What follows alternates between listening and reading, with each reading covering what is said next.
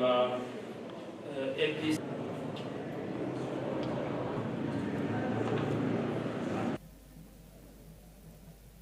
fixed the trial conference, pre-trial conference, on 5th of May. PACS will file a pre-sentence, a pre-bail report within 30 days. Once I hear that your client deserves to be on bail, I will do that. If I think that they don't deserve, then I will ask that they consume the government provisions until I finish. The world is not ending.